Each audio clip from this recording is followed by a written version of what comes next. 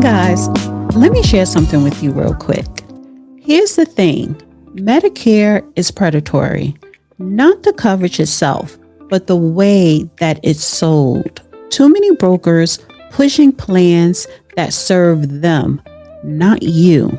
Too many mailers designed to confuse you. And for a lot of us, that's not surprising. We're used to systems that weren't built for us in mind. That's why I'm putting you on to Chapters. They're independent, the only Medicare providers that compare every plan nationwide. They are honest, they are salaried, they don't earn more based on what they recommend. They look at your doctors, your prescriptions, your whole situation, and they find what actually works for you. If you're already in the right plan, they say so straight up. Whether you're new to Medicare or if you've been on it for years, call Chapter 855-415-7389. It's free, 20 minutes, speak to a real person, know your worth. Testing. 1, 2, 3. Everybody, honey, I had to do the circle. So I have not done a live by myself and on a Friday in a minute. But today, honey, I'm having a call in. I'm gonna have you guys, if you want to call in, you could call in. I have a guest. I'm about to bring him up. He is the co-host that I co-host X Space with the judge. Peter, aka Loki. He's white, and everybody on all of Black Twitter hates him. But honey, we got to talk about the Karmelo Anthony case, the updates on the trial. But I want to emphasize today on the racial tension that is developing outside of the courtroom, outside the courthouse. You have Black people protesting and you have white people protesting. Black people pro Karmelo Anthony, white people justice for Austin McCaff. And honestly, this case is not about race, and it should not be about race, but the media, social media, all of us made it about race. That's what makes it disgusting. So let's get started. I want to bring in, honey, should I call you Peter or Loki today? You could call me either or, but I am a Norse god of mischief, so that's who I associate myself with and who I identify as. What do you mean you are? Do you sound like you're like identify as like transgender or non-binary? No, I identify as a god of mischief. Like I'm just I'm a mischievous person. Mm-hmm. But yeah, you can call me Loki or Peter or Loki, whatever you want, whatever you prefer. Well, everybody on X knows you as Peter, and everybody. A lot of people don't like you on X. Yeah, I'm very divisive. Yes, you are, but it is what it is. So, but you have been. I wanted you to come on because you have been up to date, keeping up to date with Karmelo Anthony's case, and tell us what happened today. I do have some clips that I am going to be playing. But, well, first of all, tell us your thoughts on the whole case, your perspective. What do you think? I think it was just straight murder. And I think that there was a justification that was, there was an attempt at justification saying that it was self-defense. There was this whole narrative crafted by a number of neurosurgeons on X and Twitter the last year saying that, hey, listen, he was jumped. It was two big corn-fed white boys against a poor, 150, 140-pound black boy. And this is just a classic case of white people thinking they could do whatever they want to black people. And we're just showing them that if you fuck around, you're going to find out. And you should keep your hands to yourself. We taught you that in kindergarten. So this was the narrative that was crafted. And if you look at the facts of the case, literally, he's asking him to get out of a tent or an area where their team is that he's not supposed to be in. And there was a number of witnesses that were put on the stand both yesterday and today that spoke to the atmosphere being, uh, you know, somewhat collegiate, and there's a heightened, almost football type atmosphere where you have each team has their own separate and respective side, and you wouldn't have one team's team member going to sit on another team's bench in football, so you wouldn't have the same type of situation happen here. And the coach actually spoke to that. The coach, a testimony was adduced on direct examination by the prosecution from the coach, saying that this was the atmosphere there, and that the coach actually instructed for Austin to be like the team or the tent manager or the tent custodian or tent ambassador, basically giving custody and control to look over the personal effects of individuals that were in the tent and make sure that nobody that was not supposed to be there was in fact there, which then plants the seed, I think, in the jury's mind that he had the reason and the impetus to go and ask him to leave that tent area because he doesn't belong there. So, long story short, based upon that testimony and what we've known about the case for the last year, I just don't see, and we discussed this at length with the judge many times, the issue of proportionality. You don't get to use a knife if somebody is pushing you.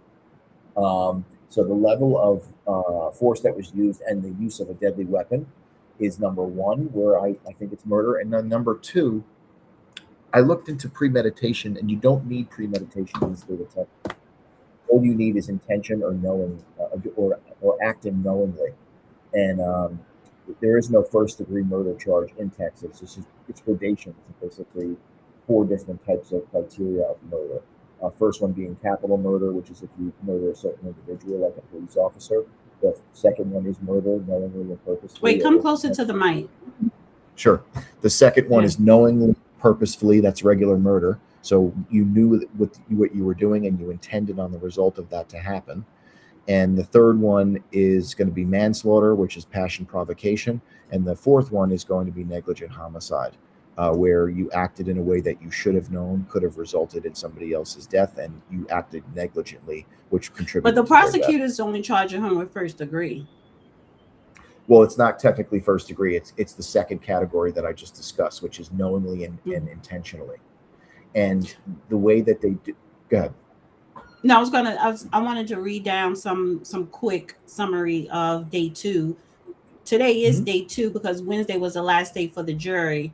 So correct. The day 2 of testimony in a Karmelo Anthony murder trial wrapped up. Following emotional opening day on Thursday, the prosecution built its case by introducing critical body cam footage, the weapon, and testimony from eyewitnesses and first responders. So here are some key updates from today's proceeding. They were quoting what Karmelo Anthony was saying when the cops first approached him, and he was saying, "I'm not alleged, I did it." The state called Fresco police officer Eduardo Cortez, a school resource officer who was the first to make contact with Karmelo Anthony under a track tent following the incident. The admission, Officer Cortez testified that when he radioed in to dispatch stating he had the alleged suspected detained, Anthony immediately spoke up and said, "I am not alleged, I did it." And Joshua Brown, he said it over and over again, first thing you should do is just shut up and keep your mouth shut. He shouldn't have said anything. So that was like a big no-no. But, he said he did, and the defense is using self-defense. And the body cam was played. The prosecution played a 4-minute segment of Cortez body cam footage showing Anthony being handcuffed and placed into a squad car. On the tape, Anthony is heard saying, "He put his hands on me. I told him not to." Defense cross-examination. Anthony's defense team focused on his complete cooperation, getting Officer Cortez to confirm that Anthony did not resist, struggle, or attempt to flee. They also pointed out through the tone of Anthony's voice in the car that he was crying. So I want to play this clip here, and then I'll open up the phone. Well, I'll let you speak, and then I'll open up the phone lines so you guys to call in, because I do want to get into some of the protests that were that was happening outside. What is this here?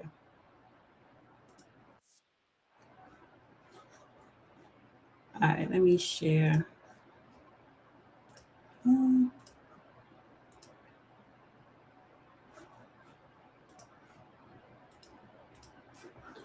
Let me go back. Size of the weapon. Does it matter, especially when this is that prompted tears even from the jury box? Those jurors returned to the courthouse in McKinney, Texas today for more testimony in the track meet stabbing trial of Karmelo Anthony. Thanks so much for being with us as we follow day 2 today.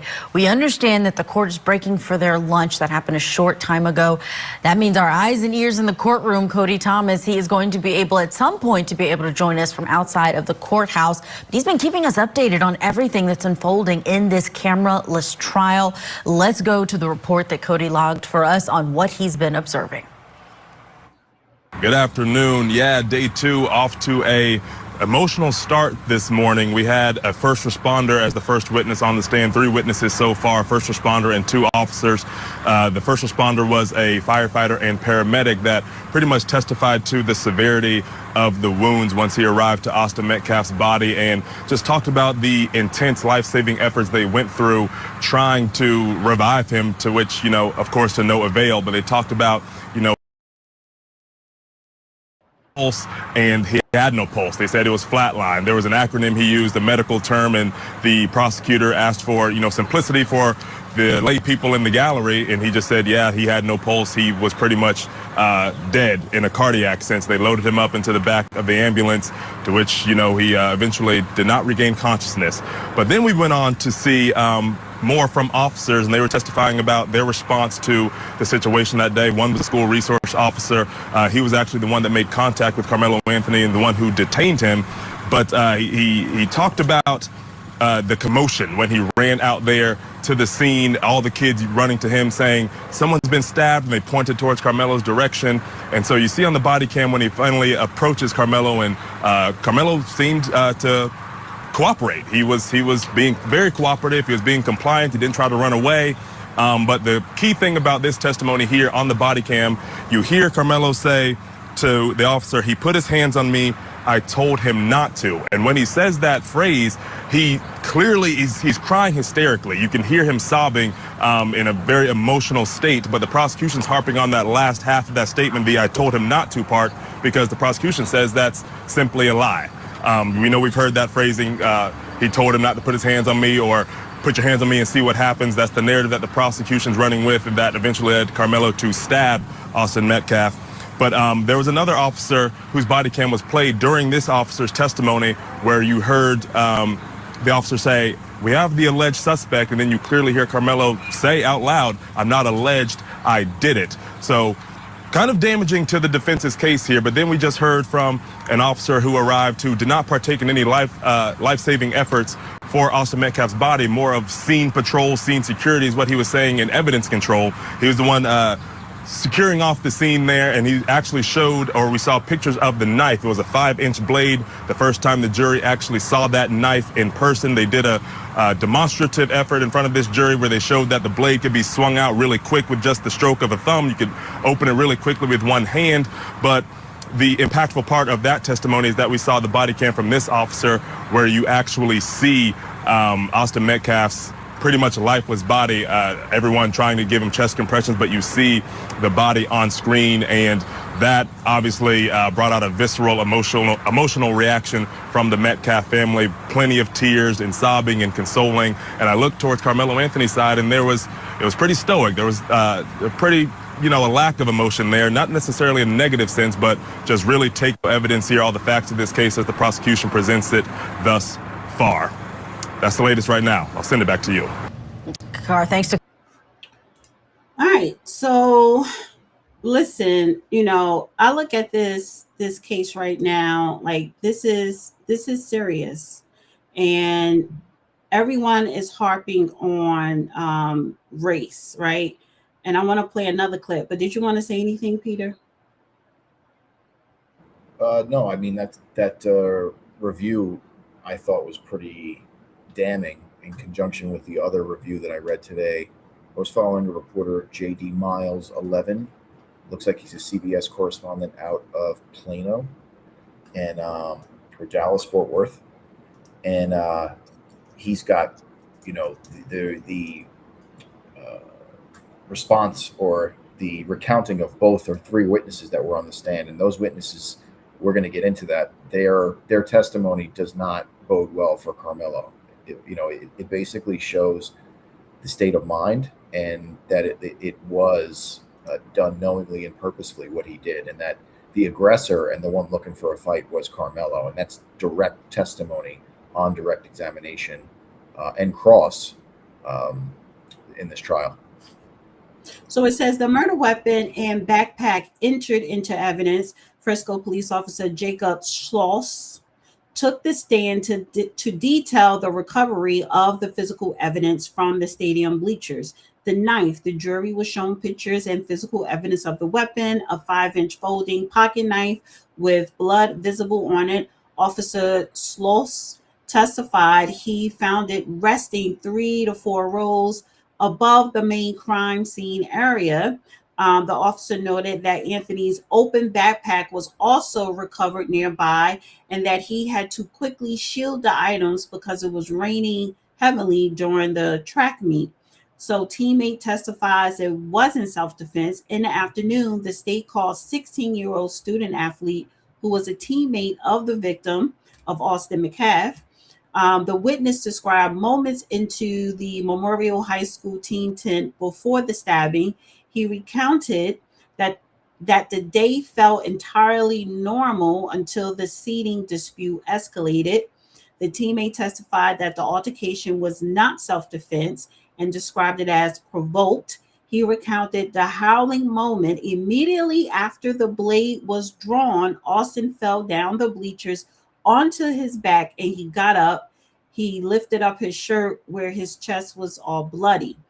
Paramedics' body cam footage showing intense life-saving CPR measures being performed on Metcalf was played for the court, causing Metcalf parents to break down in the gallery. So this case is going to be an emotional roller coaster. And we have a caller. Give me a second. 713? Hi. Now, Peter, can you hear the caller? I don't hear anything right now. Oh, wait, hold on. Okay, can you hear the caller, Peter? Say something. Houston, say something. Peter, can you hear that? No, I didn't hear anything. Okay, so what the hell? Why can't, if I have a guest on the show, y'all can't hear the callers? Now, the audience can hear the callers, but the guests can't. You might need to broadcast it through like an external speaker for next time, so that it could get picked up. It's on my damn iPad, and then it's hooked up to my Rodcaster. So in the computer, so everything is hooked up through the Rodcaster, so everyone should be able to hear. Yeah, I can't hear the caller. I mean, I hear you perfectly, so it's not a problem with that. It's just that I can't hear the caller's question. All right, hold on, Houston. Houston, hold on. All right. So, Peter, what I'm going to do, I'll finish up with you. Because if you were to call in, then you could hear the callers. But let me just finish up with you. You know, what is your take on so far of this trial?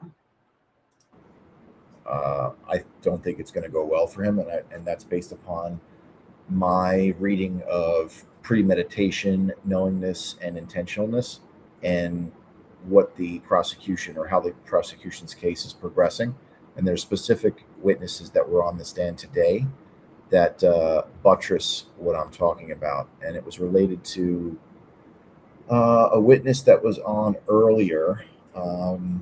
And it was regarding, let me pull it up actually, this is from J.D. Miles's site. And he talks about, well, actually, while I'm pulling it up, I'll talk about the aspect of premeditation, right? Because a lot of people get this have this mistaken. They feel like, how could he be charged with first-degree murder if premeditation needs to be included in that, where you planned out or planned for this to happen, right? So I looked it up, and the definition clarifies this. So premeditation is a legal concept where forming the intent to kill or commit a crime is carried out before the crime. It requires the defendant to have thought over the matter, planning and considering the action, which distinguishes it from impulsive, spontaneous, or heat of passion act. This mental process is wholly subjective and can be inferred from circumstances such as acquiring weapons, lying in wait, or the nature of the attack, rather than direct evidence of thought. And this is how quickly it can be formed. There's no fixed duration. There's no specific time period or stopwatch required by law for premeditation to occur. Seconds suffice. Premeditation can be formed in a matter of seconds or even instantly, provided there's a brief interval between forming the intent and executing the act. Reflection is key. The law requires a moment of reflection, or, quote, a second look, where the defendant consciously decides to follow through. For example, picking up a nearby weapon with the intent to use it, or pausing to reconsider after forming the intent to kill, constitutes premeditation, regardless of how brief that pause is. So based upon what I just read, I look at how Anthony was up in the bleachers, walks down to the tent. He's told, and this is on direct examination, he's told by witnesses there, hey, you got to leave here. Who are you? We don't know who you are. It's time for you to go. You got to go. About 15 times the witnesses testified that he was told to leave. Austin then approaches and tells him to leave. This is where he then gets combative with Austin, and he says, don't touch me.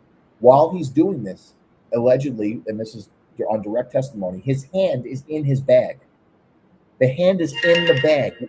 His hand is not in his bag because there's Skittles in there. His hand is in the bag because he's getting ready for what he's about to do. So he's now goading Austin. Touch me and see what happens. Austin goes up to him and pushes him. Okay? He says, now punch me and see what happens. Austin goes up, uses two hands, one on each shoulder, and goes to push him. In the same motion as he's pushing him, Karmelo stands up and stabs him in the chest. This is the element where I was talking about of knowingness and intentionality. He's intending the effect of the act, and he knows, as a reasonable person would, because of the reasonable person standard that the jury is going to be using to see this case through that lens, that any reasonable person knows that if you stab somebody in the chest with a deadly weapon like a knife, you are going to potentially kill them. And that is why knowing and intentionality is met here, and that's why this gentleman will be convicted and sentenced to 25 years in prison. Okay. Well, listen, I hate the fact that you can't hear the callers, because, you know, I wanted you to be able to hear the callers, and that's what I need to figure out. When people are on this show, how can you guys on this panel hear callers? After you take the question, why don't you just relay the question to me? You answer it, and then I'll answer after you. Well, I don't think they want to have a question for you. They're just going to be making comments. So you may want to comment on what they're saying. Well, why don't you just call in? I can, but I don't have a phone. Just block your number. Like, no, ain't nobody looking for you. Just block your number when you call in. You don't know how to block your number? No. So you can't call in? I cannot call in right now. All right. So I don't know. We'll figure it out, because I thought that I was going to be able to figure it out now. Somebody said Skittles. He sounded funny with that comment. Yeah. Well, this is who Peter is. I wanted to get into this, and then I'm gonna come to you, Houston. I'm gonna come into the phones in a second. Let's see here. Why don't you just take the question, answer it, and then I'll pick up the context from what you're saying to the person and add to it. I'm not going through all that. Oh, this guy was great. This guy's a sex offender? Okay, so this person has started to go viral, right? Because his name is Morris. His name is Morris Dwayne Turner. He's a sex offender who molested a 13-year-old child. Sarah Fields actually exposed him and has the whole thing on her site. If you want to check out Sarah is Censored. I'm gonna bring up what she posted, but I wanted to play this clip here first. We should be taking the word of a sex offender, right? That's a good, credible source. Well, let me know if you can hear it. You seen the video on 2 hours? Did you hear that? Yes. All right. You seen the video on 2 hours? Was it clear enough, or was it fuzzy, or what? No, it was clear. It was okay. It's clear enough where you can see the actual individual raindrops come by the cameras. Okay. That's how clear it is. You actually see them walking up. You see that Karmelo is already up under there. He's under there minding his business. Dodging the rain, or yeah, it was still raining. You know, right. I'm from Little Elm, so that day we were under a tornado watch. Right. And we were under thunderstorm warning, and we know we had already had some light rain then, and it started raining again. Then it was over with for the day. Okay. So that's kind of what happened on that day, but they were at a rain delay already. And so during that time when that happened, the twins, their two buddies, and a few other kids, because there was a few kids involved with them, they were all coming from the direction of the middle school, coming walking back up. Right. On the video, you can see those four that and the four others that with them skipping up, trying to catch up behind. One veered off probably toward his way to go to the coach and kind of distract him a little bit.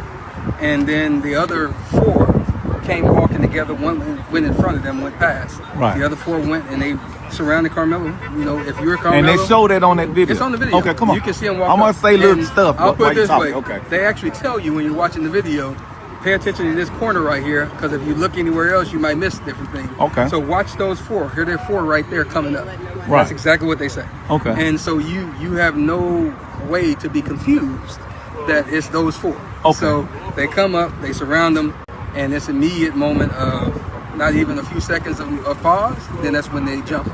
And so they actually did jump him. Yeah, it wasn't just no touch. It wasn't just all that moment. Yeah, it was a push. It was all kind of things. But Austin pushed, Hunter hit, and then everybody swung. But at the same time, So it's more than the twins that got some licks all on four. So it showed that in the video. Yes, in the video. So again, you got Hunter and Austin standing in the middle. Okay. And you have the light bright boy here, and you have the darker boy here. Okay.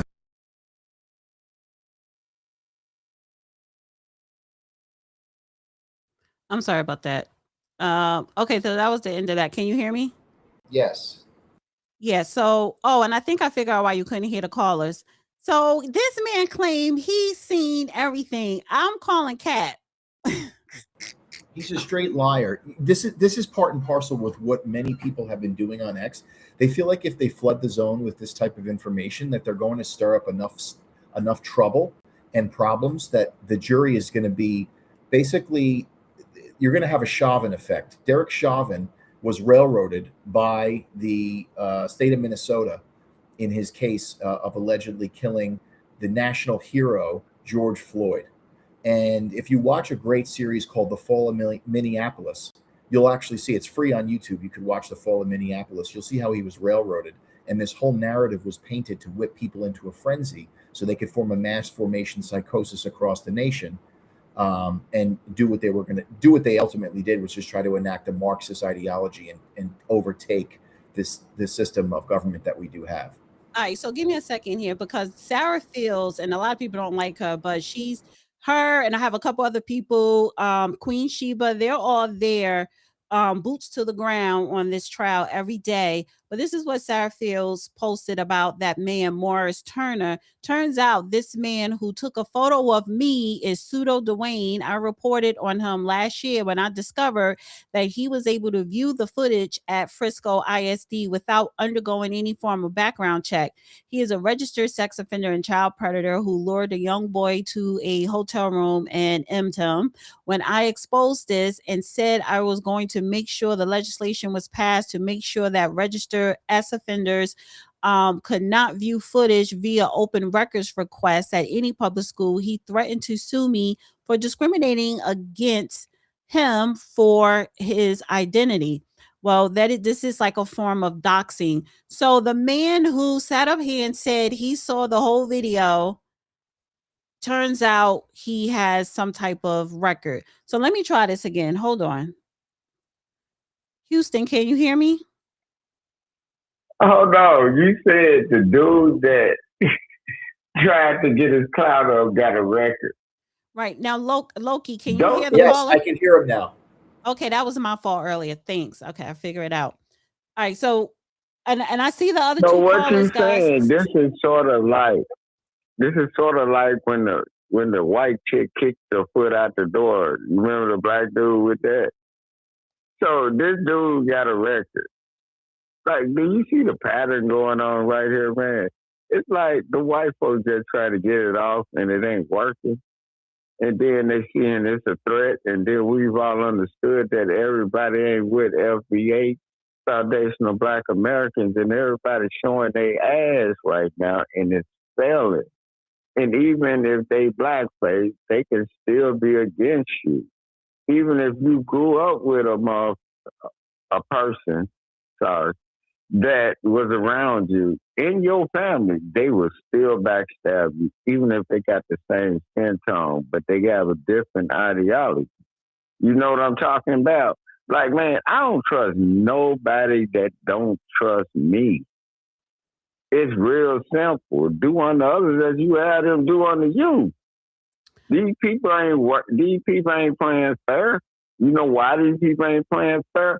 Because they're going against everything that's FBA. And when FBA want their goddamn money, it's a problem. Okay. Everybody illegal in this. Oh, my bad, Dana. I'm sorry about that. Houston, what does that have to do with the Carmelo Anthony case? So, and here's the question. You know what I'm saying? Why is everybody making this case about race? No, this is the point.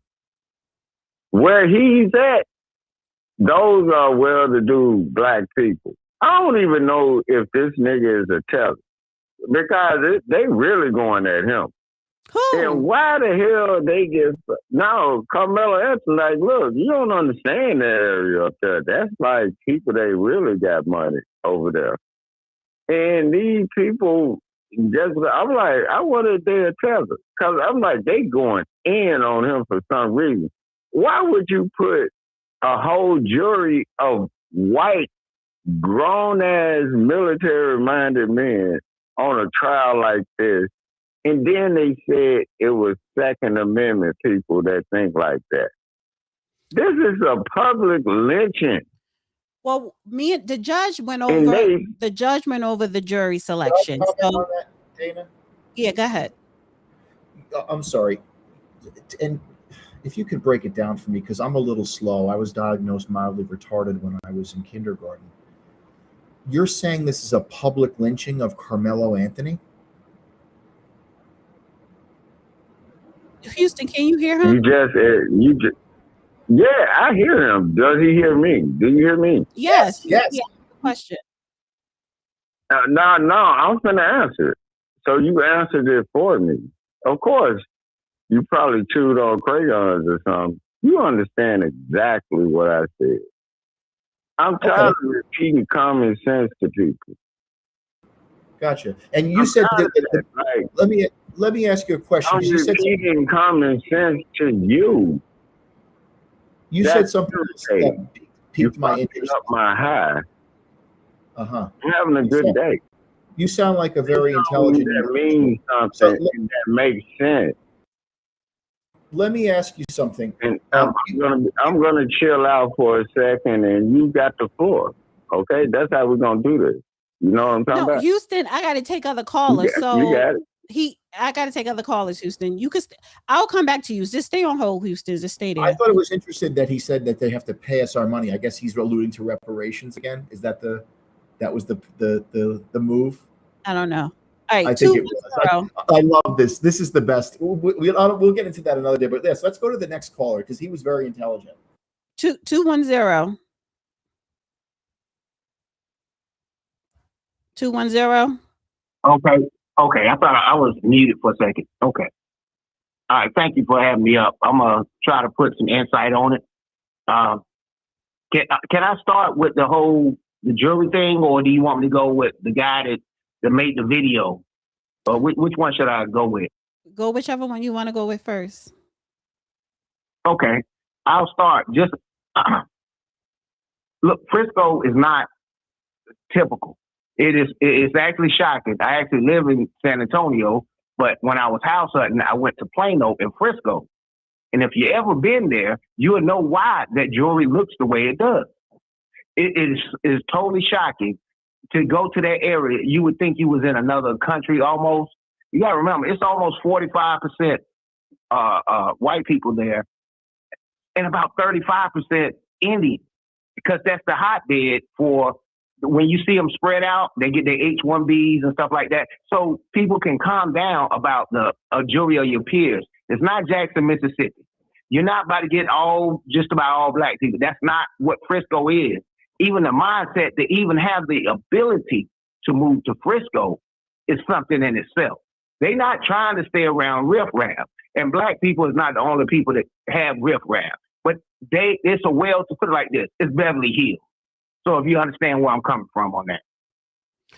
Well, here's the thing. But as far as here's the thing as far as the jury. There were over 500 to 600 people, and it got narrowed down to where there were black people that could have been on the jury, but 3 of them were school officials, so that automatically disqualified them. And then the other black people said, it's going to be hard for me to not be biased because I can't see myself locking a brother up. So they eliminated themselves. So the jury that we have, which is not all white, there's Hispanic, is Asians. I think he had so far he's getting a very much a fair trial. So I agree. I agree, especially with that part of it. It's just like, I don't like when people play the race card. I'm like, stop it. You don't know the community and have no clue. It's not all white, and that's what they're spreading. They're doing misinformation and distracting people and have you arguing about something that ain't even really on the table. Right. I know it's mixed. And when you think of Indian, people think Indian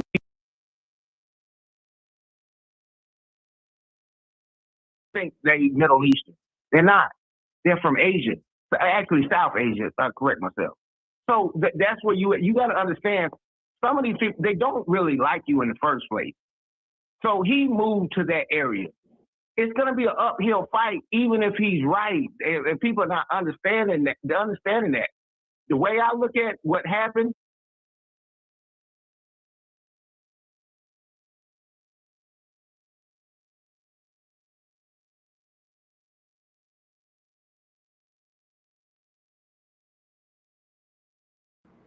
I lost him. I don't hear anything now. Wait, do you don't hold on for a second? Hold on for a second, caller. You can't hear the call anymore? He cut out the last 10 seconds for some reason. It was just nothing. Say testing, testing. I cut out. Okay. Caller, say testing. Testing. Yeah, I could hear that. Testing. Okay, now you heard him. Maybe I got too far away. No, it was on my end. It was on my end, but no, so you're saying, caller, you're saying that this case is not about, it should not be about race. And, this particular city, Frisco, the county is pretty much diverse. It's not all white, proud boy type of city. Correct? Right. Okay. Yeah, that's not it's not Ohio or something. Like, I know where the hotbeds are.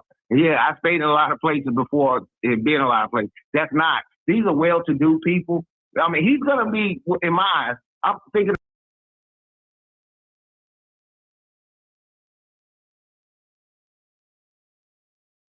He went out again.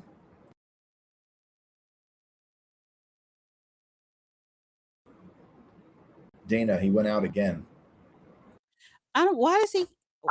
He keeps going out on your end. I don't know what is going on. I don't know. It was perfect. And then are you touching something on the computer or moving something? No, I'm not touching that. And I do need a new broadcaster, but I'm not touching anything. But all right. Thank you, caller. I appreciate you calling in. Thank you. All right. Thank you. Appreciate it. I agree with that, caller. This shouldn't be a racial thing. But again, this is part of like the psyop that the media wants to play up. And I think that there is a specific plan by specific media sources and individuals that want to stoke these flames so they can bring about an eventual Marxist ideology into the country. Because that's exactly what this is. It's a special set of rules for special sets of people. All right. So let's through to another caller. 843. 843, are you there? Yes, I'm here. Thank you for taking my call. 1 second, caller. Did you hear the caller, Peter? Yep, I heard him. Okay, good. And again, let me just say apologies right now. I have not done a live taking calls in a minute, and I have done a Friday live, and I don't know how long, so I'm a little rusty myself. But go ahead, caller. Yes, Carmelo Anthony is innocent. He's innocent because he was minding his business. He was not inviting trouble from anyone. He was a kid trying to get out the rain, sitting down, not causing any disturbance.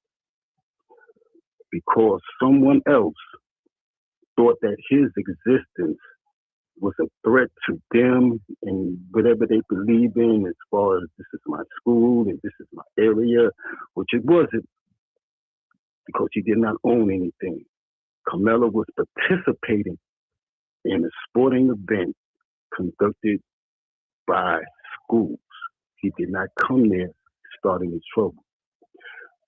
Mr. Metcalf, God rest his soul, he was an agitator. He was an aggressive person. It was stated he had history of aggression toward other people. He took it upon himself and maybe others, because the reporter, the guy who reported what he said, regardless to whatever he said, the video evidence that's available is going to tell a story.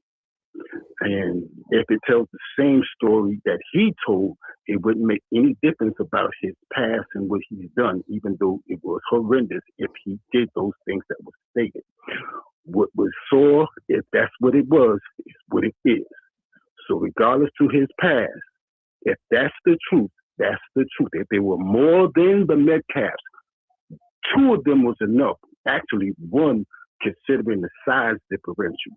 Because I'm not going to fight somebody as big as Shaq. If I could use something to give me the edge, because that person who's way bigger than me has a physical edge. I may be a fighter. Karmelo may not be a fighter.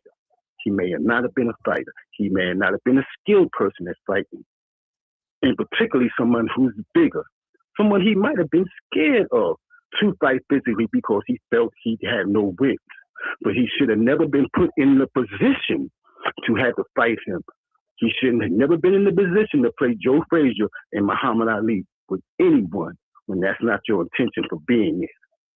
Now, because Mr. Metcalf was the aggressor and he was operating in no official capacity to tell anybody to move or tell anybody to do anything, but he took it upon himself to impose his will on someone. He chose to be a bully because he had no right whatsoever to tell anyone what to do. And his size differential was a factor, I think, in Karmelo. If it was just them two, that fact that he's way bigger than him, he's not a fighter, could have fought, and he was being already assaulted, because once anyone puts their hands on you, that's an assault, and you have a right to defend yourself against any assailant, anybody who's trying to hurt you. However you do it, that's your choice to defending yourself. There's no rules that says you only have to fight them like you Joe Frazier or you are Muhammad Ali. There's no rules for that, because everyone is not a fighter. But I think everyone should mind their business and leave other people alone. When you break that social contract, well, then you are setting yourself up for failure. Can I ask the question? Sure. Have you ever heard of the concept of proportionality? Sir, I've heard of that concept, but that can't apply to everyone. You can't expect everyone to react to danger the same way. What you can expect everyone to do is to be civil. And once someone breaks that civility, then all bets is off. There's no rules. that you have to follow. There's no saying, if I punch you, I got to punch you back. No, because you can't determine the amount of threat that Anthony felt coming from that person. I would, sir, what I would say to you is, don't go and get into any fights with anybody, because you're going to go to prison as well if you use that type of mentality. But you'll be all right, I'm sure. You sound like you have a great future ahead of you. No, sir. It's just like this. No one should have the right to injure me, harm me, or kill me, because that's their will to do it. Because by them assaulting and attacking me, that can be the end result for me, who's minding my business, who's not doing anything to anyone. I can die because someone chose to hurt me or to exercise their will over me physically. And as a grown man, I'm not having it. Sir, do you have any experience in a correctional institution? I have experience in correctional institutions. I have experience in fighting. I do not use weapons. But if I have an overwhelming opponent, I'm going to do whatever it takes to survive. My intention may not be to kill them, but if they die in the process of me defending myself against their tyranny, well, then that is what happens because of them trying to exercise their will over me, which they shouldn't do. Okay. Well, sir, again, I would try to learn the law before you apply this, and I would get a good, I would stay out of trouble. But if you do want to do something crazy, I would get a good defense attorney, because you're going to have a lot of problems with that mentality. Yeah, I don't want to do anything crazy. Metcalf wanted to do something crazy. He wanted to harm someone else, and as a result, he wound up dying. I don't put my hands on anybody because I don't have a reason to put my hands on anybody. I don't look at someone and say, I don't like you, I'm going to punch you in your face. I don't look at anybody and say, what are you doing around my area, and try to kick them out. I don't do anything. If I see them, here's the thing, and I totally get what you're saying, but here's the thing. Metcalf, Austin Metcalf, he was and no high school student at a track meet not expecting for someone to take a knife out and cut you or stab you with it. You know, even if I say, yeah, get out of our tent. You, first of all, you're the opponent, so we don't want you under our tent. And this is not your tent. And he was put in charge to, you know, regulate what goes on in the tent. But even if if he gets up that's not true. You shouldn't say that. It is true. It is true. It was testified to a direct examination by the coach of the school. The coach that was there testified to this. This is what the jury heard, sir. So I don't know where you're getting your information from. Let me ask you a question, sir. What should have been his response? Was he told to kick everybody or anybody you feel that shouldn't be out there out of the tent, or do you go to a school official or a teacher or someone who is an adult with your concerns about someone under the tent? Do you think he had a license to touch people and harm people and kick people? Was he a security guard? But this is what I'm saying. No one should not touch anybody. But again, high school students, just because I touch you, what, you want to take out a gun and shoot me? So here's the thing. And when we're talking about Texas law or any state, you know, even in South Carolina, when we're talking about the stand your ground and these very loose self-defense laws, then caller, you are absolutely 100% correct. But that's the problem, is the law, because Karmelo knew the law, because legally he could carry a knife legally. I think as young as 14. I thought it was something to clean his cleats with. I thought it wasn't an actual knife, but something to clean his cleats with. Absolutely. It was a 5-inch knife. It was testified to at trial. Right. You don't know the facts. Learn the facts. It was a 5-inch knife, but legally you can carry that, I think, as young as first or second grade or something, at a very young age in Texas. I think the problem is the law, because, you know, if even in South Carolina, I think the problem is the law. Is how do you interpret self-defense? Go ahead. Okay, my question, well, I have several questions, but I'll just go with these two. The reason that he was carrying that knife, as other track and field people do, is to clean their cleats in a muddy, Well, let's honest. say, Well, field. okay. So let me say this. Let me Are go. they, Hold on, are there caller. other? Caller, hold on. If that is the case, that actually will go against the defense, because you mean to tell me you use that knife to that's supposed to clean your cleats, you used it as a weapon to kill someone. Now, if he had a knife for protection, which legally he can carry a knife at a young age, under 18 in Texas.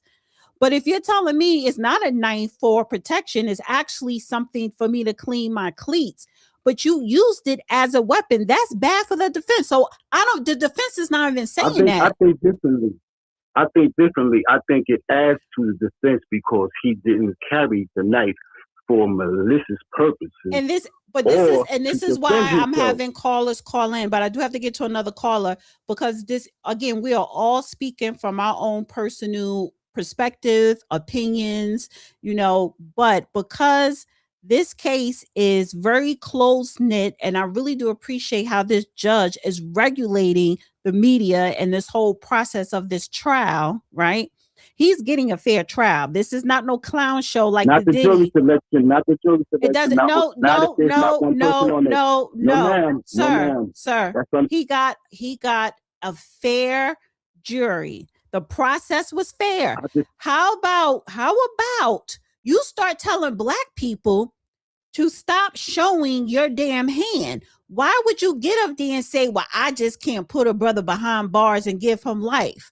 Why would you even say that? If you wanted to help him, then you should have just kept your mouth shut and say, yes, I will not be biased. So the black people, it is their fault why they're not on the jury. Aside from the 3 educators, the other black people told on themselves. So he's getting a fair trial. The process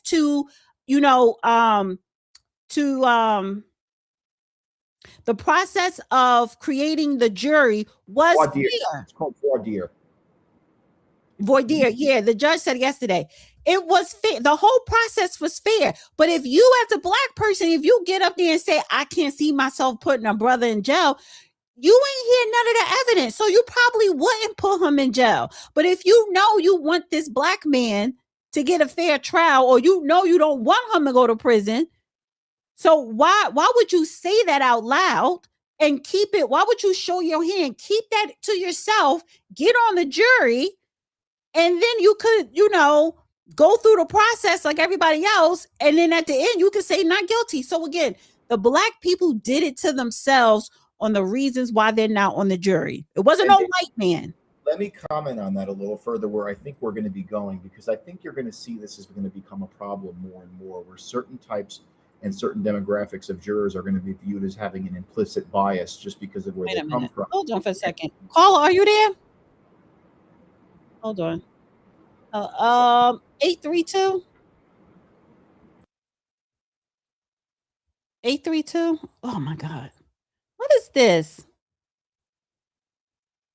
What happened to the caller? What happened to my thing here? Do I have to shut this thing down? Wait a minute. What is this? Activity, wireless. Call 713. Are you there? I don't even hear the callers at all. Wait 1 second.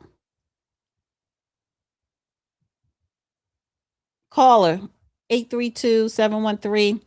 I might have to restart the phone lines. Jesus. Well, while you're doing that, to finish the thought, I think we're going to start to see is in presentation mode. Okay, here we go. There are 2 parties in the conference. Who was the caller? Was Damon? it Houston? Be quiet.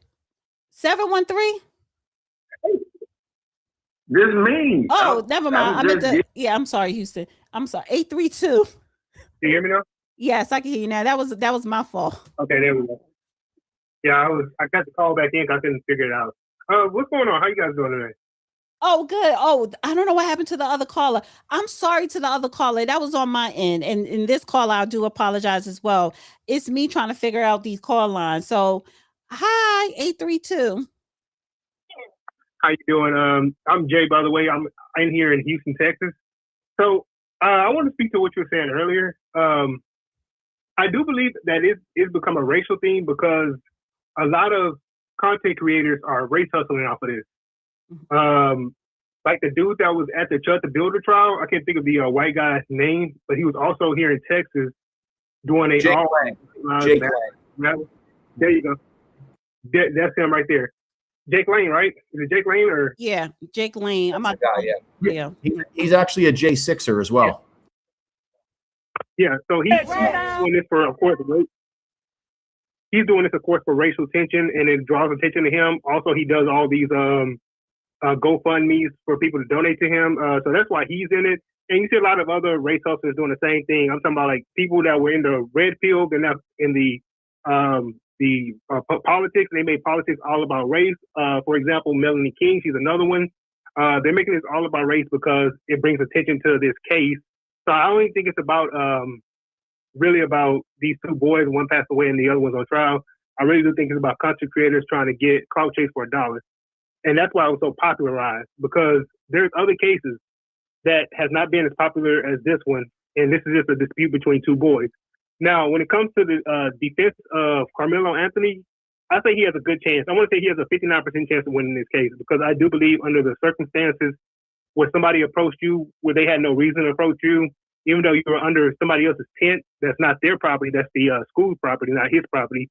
He had no reason to approach him. He should have gotten adult or something, but it ended the way it ended, and I can't fully blame Karmelo Anthony. If anything, give him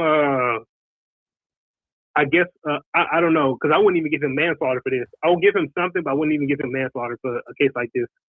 Mm-hmm. Well, so you think he was justified? Manslaughter is not on the table. They're either going to have to find him guilty or not guilty of first degree. That's what's on the table. Okay, so I'm not sure exactly how it works over there but they can't offer a plea deal before the trial's over. Well, plea deals are done. The prosecutor said he's not offering a plea deal. They're going to trial on this. He would only accept a guilty plea in full, and that time is over. We're in trial now, and I mean, he could say, "I want to plead guilty right now." Okay, no, I was just saying, because sometimes it does still happen in trial when it comes to if the prosecutors believe that they're going to lose, they will try to offer a plea deal. Okay, but that doesn't matter. So if we're just going to go guilty or not guilty, and if it was me on this jury, I would say not guilty. And also, there's been a lot of talk since this case happened about this little mystery film that's out there that everybody had, but nobody's been able to play on their platform. And I want to go back to the Melanie King, who said that she had the clip. Other people said they had the clip. I haven't seen nobody play that clip, but they're saying they have this mystery clip that is just such a big mystery that they can't even play it on their channels. I haven't seen it. So there's nobody that can verify. You know what that's called? Happened. You know what that's called? It's called clickbait. Cloud chasing. Yeah. Cloud chasing, clickbait, content creators, we want to create something that's clickbaitable so that will make you click on and listen and like and share the video. That's all it is. Because, if they had it, they could play it behind a paywall, whether they have a paywall on a website or their Patreon, and they're not even doing that. Nobody has that video. Nobody has it. So, I mean, yeah, that's just my opinion. Great chat. I like to see channels doing this because it gives us a sample size of what everybody is thinking on the internet, especially when it comes to cases like this. Mm-hmm. So I mean, appreciate the channel, appreciate the work, you guys. Thank you. I appreciate you calling in. Thank you so much. Have a great weekend. So before I play this video here, I want to I need to acknowledge, thank you everyone that sent in super chats, guys. I do have a goal. So if you want to send in super chats so I can reach my goal, please do so. I have all these damn ants. Thank you, Avenge, the ancestors. Hello, my beautiful sister Dana, panel room B1 first. Hi, thank you. And thank you, Bernard says, good to hear, Peter. Shout out to the old crew, OB, Chief, and George. Yeah. Hey, Bernard. And Logic, Appreciate your coverage on this, Dana. Yes, more to come. Appreciate you guys. So I want to play this clip here because Sarah Hernandez, she's doing a good job too. She's with the Daily Mail, and this is Frontlines TPUSA. If evidence does come out that Karmelo was not in fact fighting for his life when he stabbed and killed Austin Metcalf, do you think that the black community will accept that? If evidence shows that he did not, no, we're going to stand by ours regardless. They stand by theirs. We're going to stand by ours regardless. I'm a mother first. I'm a black mother. Let me put that on there. I'm an African-American mother. So I have to put away my color first and step into the motherhood. Nobody wants to see their child slain. So I do want to send prayers to Austin Metcalf, their family. But at the end of the day, I got to think like, okay, what did you do to him or whatever to cause this to happen, the reaction? We got to start taking accountability for our kids. Because then again, if my kid, that's why it's a catch-22, if my kid was Karmelo and I feel like his back was up against the wall, well, I'm going to tell you straight up, better mine than yours. Better mine than yours. So either way it go, everybody loses. A black boy allegedly murdered, and I say allegedly, heavy on the allegedly murdered somebody. You see what I'm saying?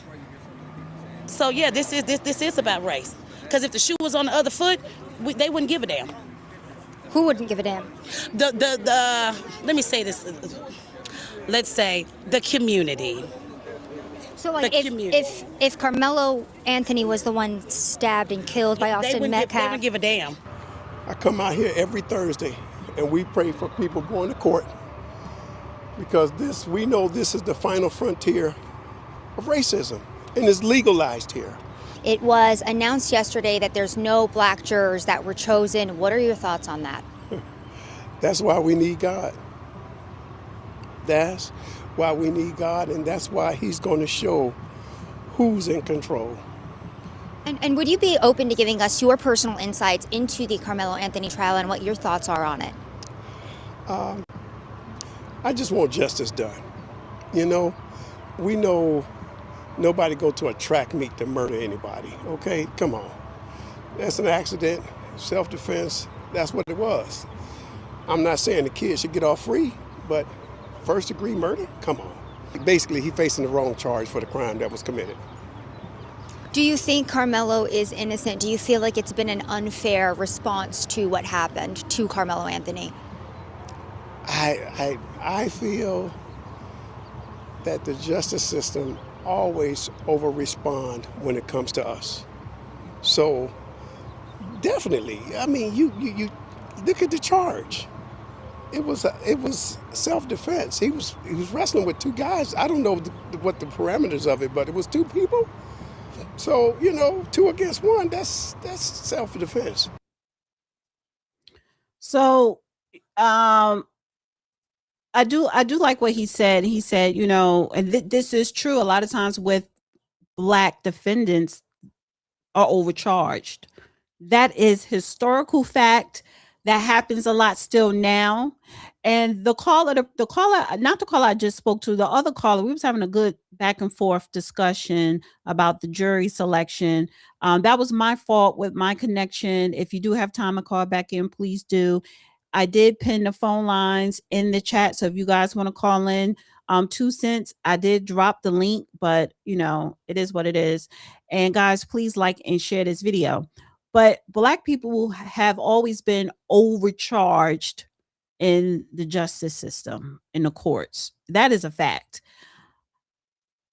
And this prosecutor, just like Rick Chow in South Carolina, that prosecutor, I feel as though submitted the wrong charge because, and I'll have the judge break down that charge because I'm gonna play that clip of what the attorney of Rick Chow say. But before I go to you, quick, Pete, get your opinion on these protests. People outside of the courtroom, people who are in media, social media, content creators, podcasters, and just regular people, the people who are outside protesting, white and black, and everyone in between, is making this out to be about race. And it's very unfortunate and it's very sad because we are talking about kids, teenagers, you know, young adults who one life is completely taken and another person's life is going to be completely changed forever, most likely going behind bars for we don't know how long. So there are no winners here at all. And even if Carmelo Anthony is found not guilty, he's still not a winner. There are no winners here. And even when I speak to the judge, she said, do you realize how many cases are going on right now throughout this nation for the exact same thing? And I said this time and time again, the problem is the youth. What is happening to our youth? Well, I think Are you here, Peter?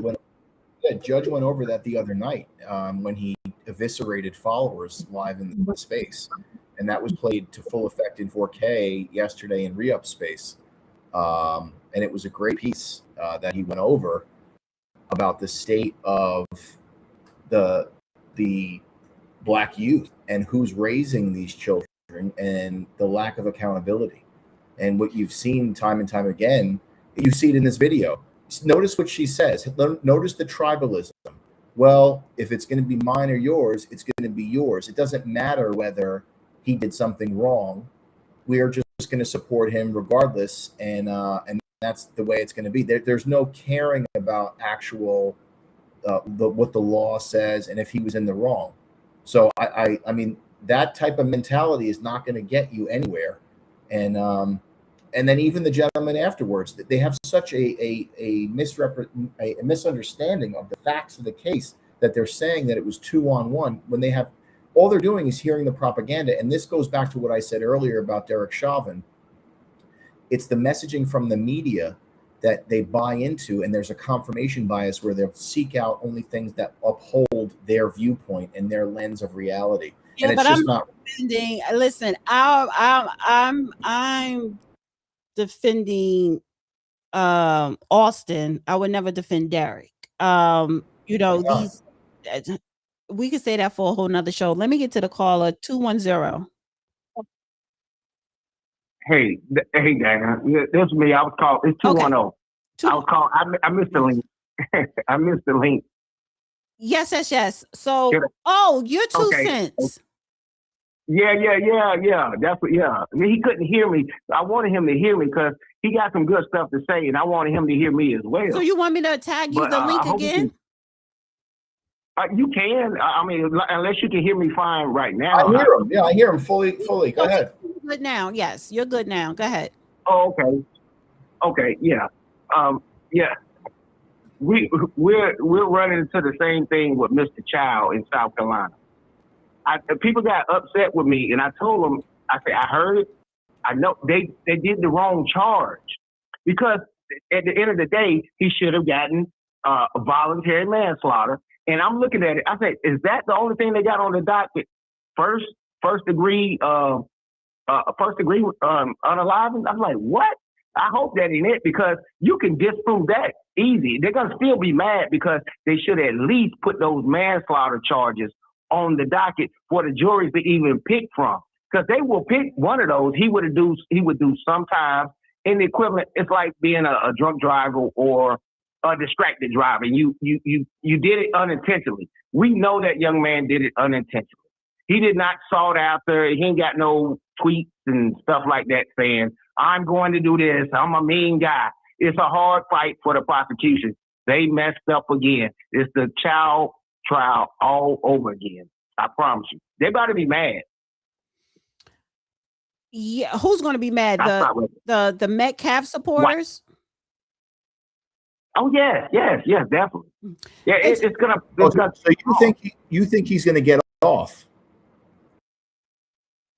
Oh well, I don't want to be so confident and cocky. I know he's going to get off. But here's the thing. So 2 cents. Here's the thing. I agree with you because going back to what I said earlier, when you look at the law in the South, y'all southern states, with Texas on down to South Carolina, North Carolina, y'all have very loose stand your grounds and self-defense. So if Rich Child got off on self-defense, even though that's in a whole nother state, a whole nother judge, jury, prosecutor, When he was found not guilty, and then now I'm looking at, okay, the prosecutors in this Carmelo Anthony, they're only doing first degree murder. It's a big possibility he may get off, because usually first degree murder is someone who did premeditate it, even though that will probably be capital, or someone who intended to harm someone. So again, because they have these loose self-defense laws, to me, it goes back to the law. He is legal for him to carry a knife. Whether it was for, you say it was for the cleats, but he had a knife. It was legal for him to have a knife. It is legal for kindergartens to have a knife, 5 years old to have a knife in their backpacks in Texas. Well, how about you start making that illegal? You know what I'm saying? So with all of these loose laws here, yeah, he may get off. Dan, I don't think people realize and understand. I'm from the South. I'm actually from North Carolina, but I stayed in South Carolina, in Columbia. What's crazy, I stayed down the street from that gas station when I was young. You know what I mean? So I could picture. And then we switched to Texas. It was a whole new world. They got different laws. Everybody had firearms on their wall. It's crazy when you look at it, but based upon the law, we know what it is. Even I could have been a convicted felon and I got a firearm and I defended myself. I can get off on the self-defense because I defended myself when this guy was doing something. Now I might get charged for the weapon. Charge Karmelo for the weapon. I'm looking at the case like, why wouldn't you put on the docket manslaughter? That is crazy. I don't know what they're doing with these lawyers right now. Mr. Joe Brown would tell you, yeah, I would probably put that on there. Yeah, because that would be a better charge for that young man. And it goes from like 5 years to something like, I forgot what, 20 years or something like that in Texas for the manslaughter charge.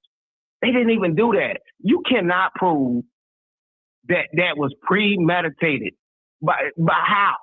Please tell me that. Right. Yeah, right. Was it premeditated? Absolutely not. Well, let me stop you. Can I stop you? We're talking about Carmelo's case, right? That wasn't premeditated? Yes. Yes. Okay. So number one, you don't need premeditation in Texas. And number two, I want to read what premeditation is, right? I read this earlier. You don't need a certain amount of time. There's no specific time period or stopwatch required by law for premeditation to occur. Seconds suffice. Premeditation can be formed in a matter of seconds or even instantly, provided there's a brief interval between forming the intent and executing the act. Reflection is key. The law requires a moment of reflection or, quote, a second look where the defendant consciously decides to follow through. For example, picking up a nearby weapon with intent to use it or pausing to reconsider after forming the intent to kill constitutes premeditation, regardless of how brief the pause is. I'm going to explain to you where the knowingness and intentionality is in this Karmelo case. When he is down there and he's got his hand inside of his bag and he's saying, touch me and see what happens, he is forming the requisite intent to use deadly force. Now, when Metcalf goes and pushes him, he decides to take the action and follow through on what he was already planning to do by putting his hand inside of the bag. His own words betray him here by saying, touch me and see what happens. Because what happens as he's doing that, this is testified to, and the jury saw this today, is that he's putting his hand inside of the bag. That is that point where it says no fixed duration and seconds suffice. That satisfies the requirement for premeditation, which you don't even need here in the state of Texas. All you need is knowingly or intentionally. So he knowingly and intentionally used the deadly weapon, where a reasonable person would know if you stab somebody in the heart or in the chest, you're going to kill them. That's why he's going to get convicted. That's why he's going to do 25 years plus. So let me play this clip here. This is Queen Sheba. She's down there every day. It says, opening statements. Austin makes the first physical contact in spite of the warning, touch me and find out. In the split second, Karmelo has a decision to make, how and when to act. So he reacts in a split second of fear and chaos. Immediately says he was defending himself. Now it says here, another fact that debunks mainstream narrative, Austin Metcalf, head track coach, reportedly testified that Austin wasn't even supposed to be at the meet. He said he had removed him from the track team after a previous incident and, in his own words, didn't need him. So let me just play what she's saying here. Head track coach testified that Austin Metcalf was not supposed to be at that track meet and that he had kicked Austin Metcalf off the track team because the previous track meet, he became upset with Austin and Hunter because they left the track meet early to go fishing. And as a result, he kicked Austin off the track team. His exact words, I didn't need him there. He said Austin had a crappy, this were his words, he had a crappy throwing season. I didn't need him there, and I kicked him off the team.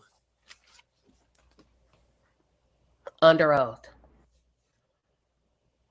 This was he saying the coach said Austin this? Metcalf, according to his own coach, was not supposed to be there. He was kicked off the team. His words was, I didn't need him there, but he allowed him to come and help out because Austin Metcalf wanted to prove himself. Was this reported, Dana, by CBS News, or this is just some? No, she's there. She's there the same way Sarah Fields is there. But CBS News didn't report this either, right? So are we going to fact check everything Sarah Fields say? Because Sarah Fields is there too reporting. We could do that, but I want to go to CBS News. CBS News. So let's have this. This is interesting. Let's have this conversation. What news do we trust versus what news? This is so important because this is the result of the mass formation psychosis and the propaganda that is put out by individuals to sway this. This is why I go back to Chauvin. When those jurors in the Chauvin trial were going in, they had to see a riotous crowd. You had sweet Auntie Maxine telling people to get out and get in people's faces, get in their face, get aggressive. This is the ideology of a Marxist group of individuals that's looking to tear this country apart so they could rebuild it in their own image. Can I say something, Dana, on that? Mm-hmm. See, I already know. I missed my calling. I should have definitely been doing the lawyer things. I go back and forth with the debate stuff. But what he's saying about, he's trying to, the first thing was my red flag. When I see somebody attack someone's character so hard, so you don't believe them. Look, a lie don't care who tell it, and whatever message it comes from, the truth don't really care. This is why they'll discredit you. Anything, if you telling the truth, I can tear your name down. Look at a jailhouse snitch. When he get in there, he probably did actually hear it, whatever. But guess what? I can tear you down so much, I won't believe you. A stripper, it's certain people and professions they're not going to believe. And trust and believe, for me, the news has never been my Bible. I know people that are like, oh, the news said it, it's right. Or the newspaper, I grew up in that era. It's not true. I'm tired of getting lied to, each and every one. They're not immune from lying. If you want to believe it, that's fine. And we'll go from there, and we'll see, because the jurors they have their own opinions and things like that. And I'm kind of glad that they're prominent and they understand what's going on in this situation. I don't think all of them would fall for the okie doke on the stuff with Metcalf and his brother. They're not even saying anything about the fight. Do you know they actually got in a fight? People seen the video. They actually was fisticuffs. It's not true.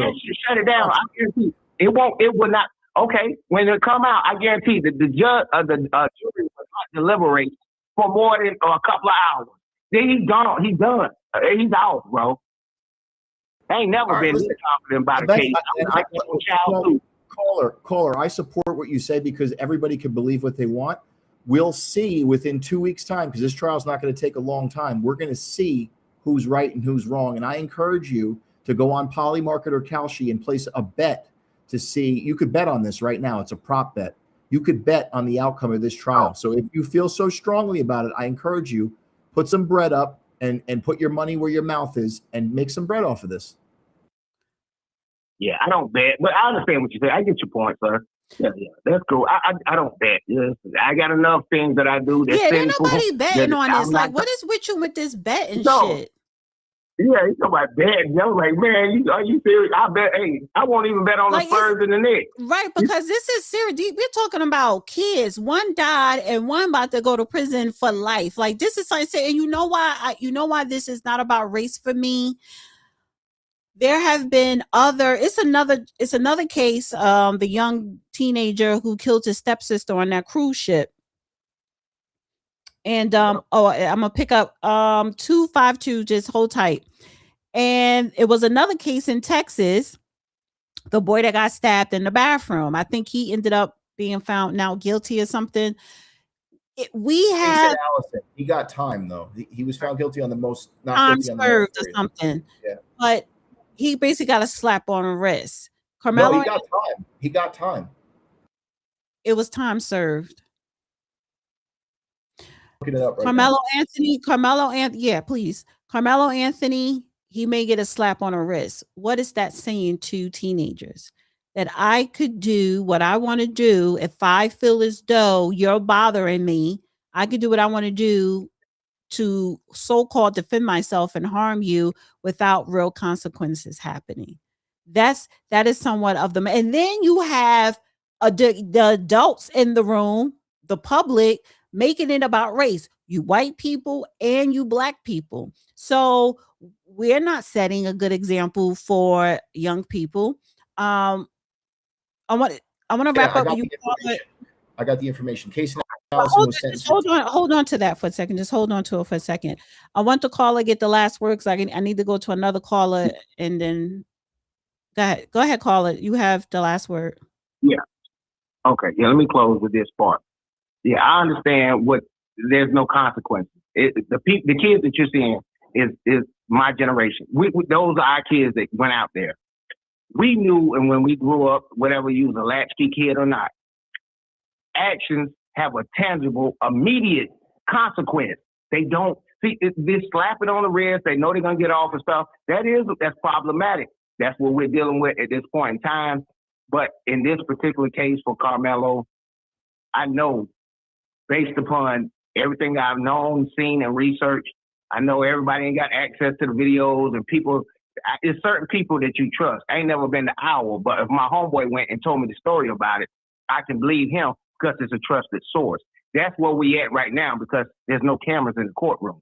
Right. I'm telling you right now, today, by June the 5th, he will get off on this case. There's no way you can convict him on a first degree. They should have put some more stuff on the docket, unless they can later. I don't know how they do it after the fact. But I appreciate you, Dana. Thank you. Appreciate you calling back.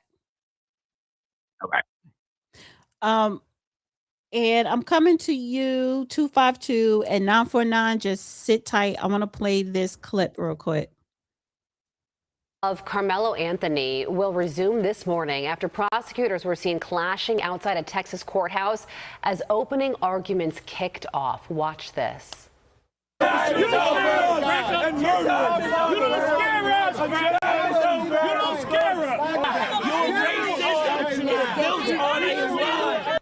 The suspect is accused of stabbing and killing 17-year-old Austin Metcalf during a track meet last year. Chanley Painter here with the details. Jen.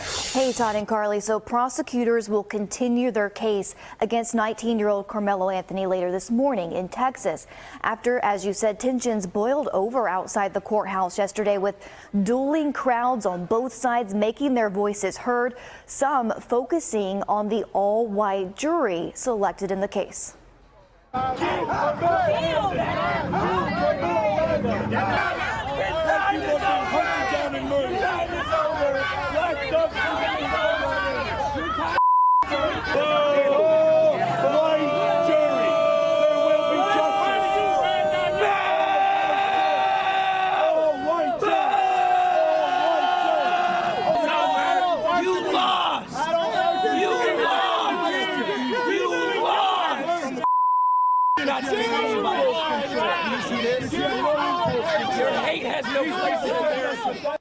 Anthony is accused of fatally stabbing 17-year-old football star Austin Metcalf at a high school track meet in April of last year. Police say the confrontation started when Metcalf told Anthony he wasn't supposed to be in a team tent.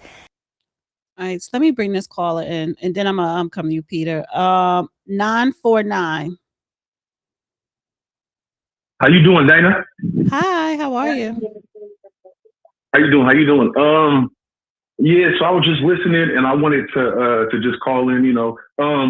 I heard you say like what content creators, or I guess like what media outlets could you trust? It's not to plug anybody, but I've been following a young lady named Nick at Night, and she's in Texas, and she's been in the overflow room, I guess. Okay. And what she said from the video, is all these people talking about they could see a fight, that's cap.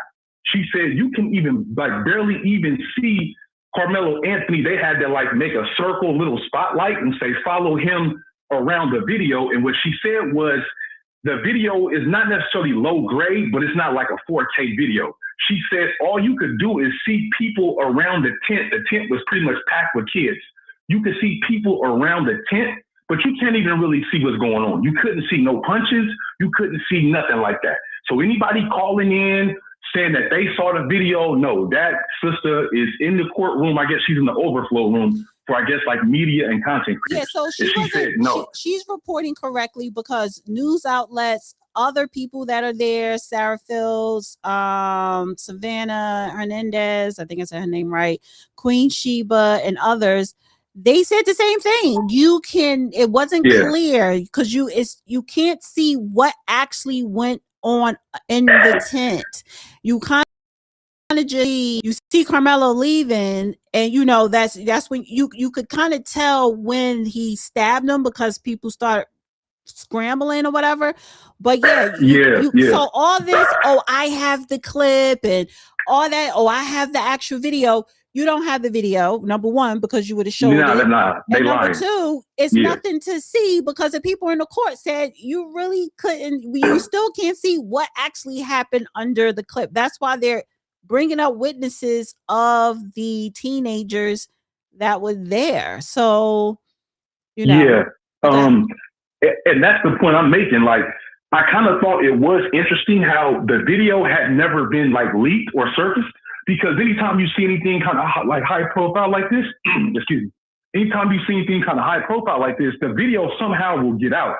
And in this situation, it's been about a year. And so I was a little curious I'm surprised also why the video never got leaked. I just kind of thought it didn't necessarily prove against or for Karmelo or against him in either way. It probably just doesn't really show a whole lot, and it's not really going to help either side.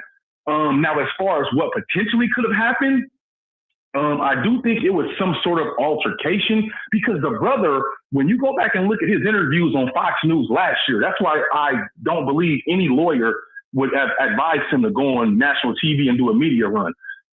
He said, me and my brother walked up to him. That's what he said on national television. We walked up to him and an altercation ensued. Now, he didn't want to come out and really say what happened. He was being very vague in those details because obviously he didn't want to put his brother in a bad light in any manner, which is understandable.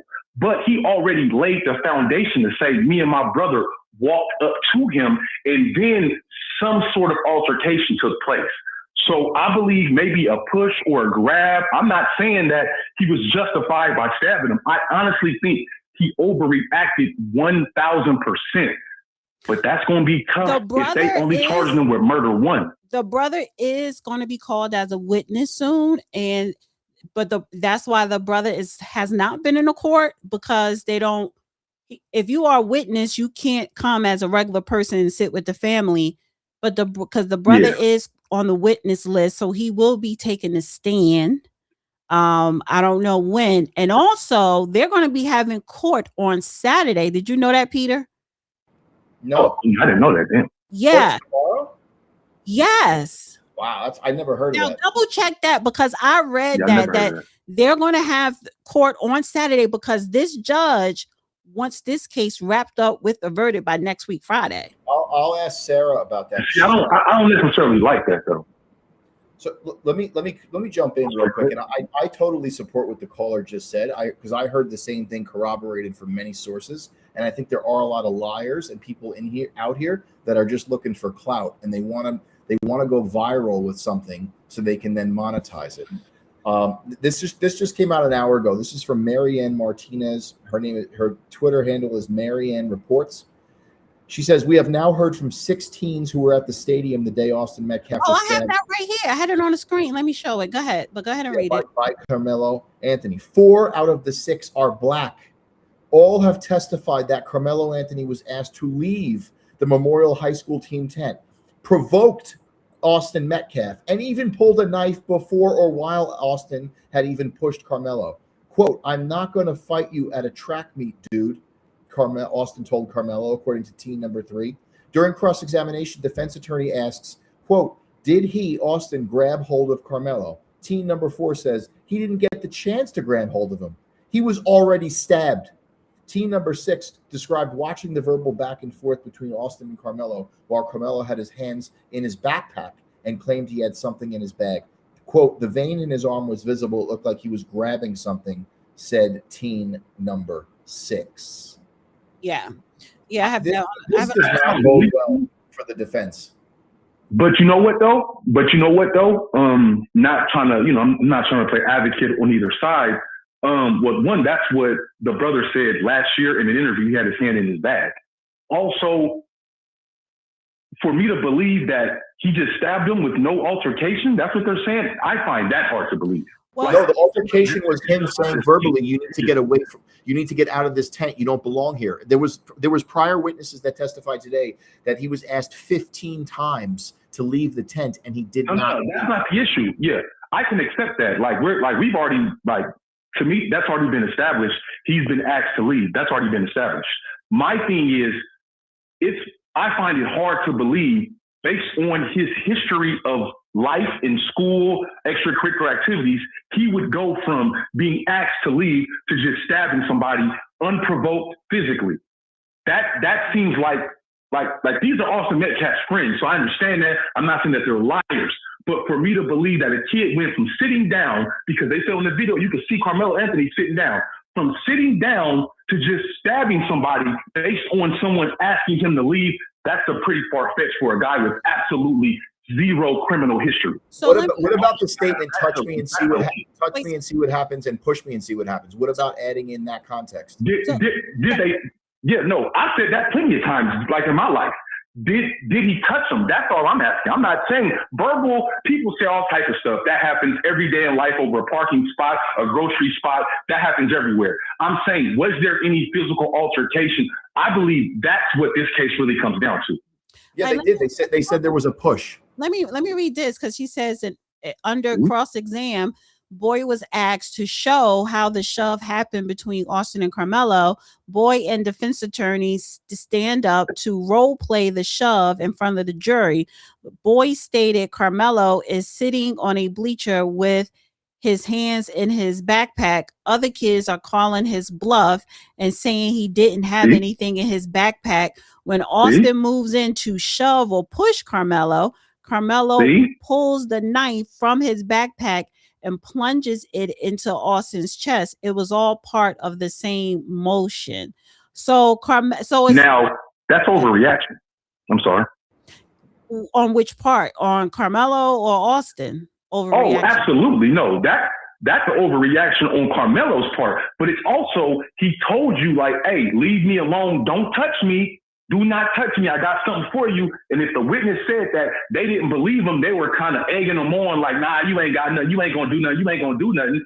To me, that leads for Austin Metcalf to not believe him and to believe what the people saying, and you testing what he's saying. I'm going to test you because I don't believe you. And that's also an overreaction by Karmelo because, bruh, you don't have to stab somebody over a push. I get he's bigger than you. They said in the court, the football coach, he was around 220 pounds.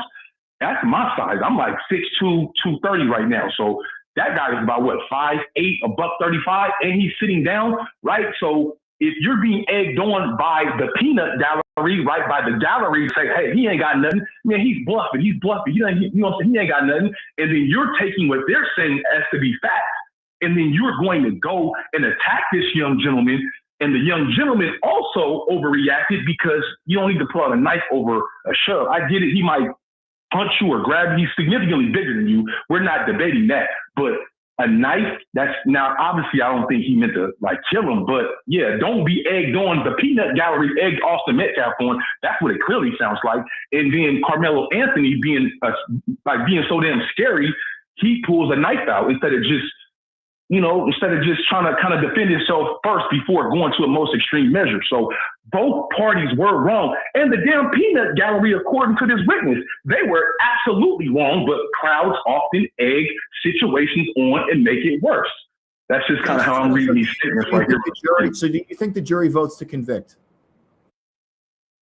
Murder one, that's intent. When you get jurors in there, and if they really do what they're supposed to do, murder one, an intent to kill. When he said, if you touch me, I got something for you.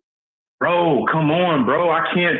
That's going to be hard for me to say he intended to kill him when he told him, leave me alone.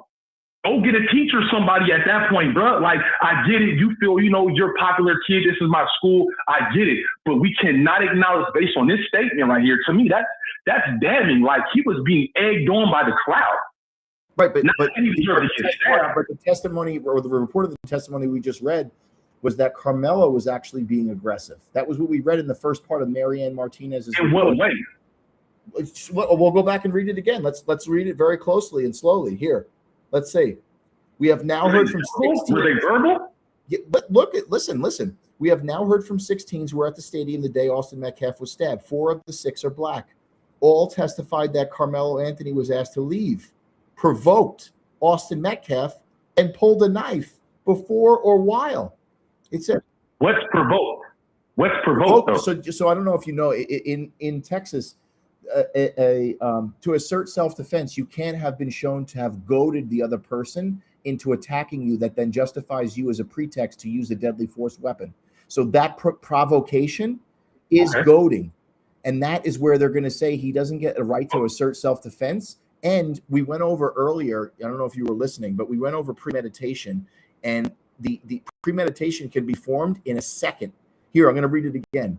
There's no specific time period or stopwatch required by law for premeditation to occur. Seconds suffice. Premeditation can be formed in a matter of seconds or even instantly, provided there's a brief interval between forming the intent and executing the act. This is key. Reflection is key. The law requires a moment of reflection or a second look where the defendant consciously decides to follow through. Let me tell you where that moment of reflection is. When he's got his hand in his bag and he's telling him, touch me and see what happens. Touch me and see what happens. That moment, he's deciding, if this boy touches me, I'm plunging this into his chest. And a reasonable person, which is the standard that the jury needs to use when they're evaluating this case, would know that plunging a knife into somebody's chest is an intentional act that will kill him. That satisfies the requirement for first degree. And that was what's going to put him in jail for 25 years. So let me read this here. Okay, so what did Austin Metcalf do wrong then? He should have went and got a teacher. He shouldn't have touched. And he should have not tried to get physical with him, right? Right? He shouldn't have touched Carmelo. So let me read this by Well, then, I mean, damn, come on. I'm sorry, Dan. But touching him doesn't give the opportunity to use deadly force. You have to understand there's a proportionality aspect too. Right, but that's again, assault. That's assault, though. But hold on for a second, You guys. can't assault someone with your fist or push them and then have pull out a knife or a blade. Listen, guys, both of y'all are right. But guess what? What is the law in Texas? They have the self-defense. A lot of people can yell self-defense because of the law. So it's like we can have a difference of opinion all goddamn day.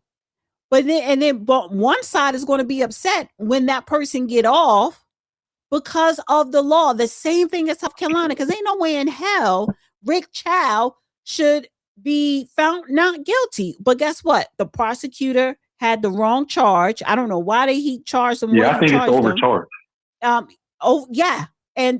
I think it's the same thing here with. What did Judge say the other night? He didn't think that he didn't think it was wrong. Honestly, the judge. When I don't work in conjunction. Yeah, like, me and the judge had a back and forth on that X space.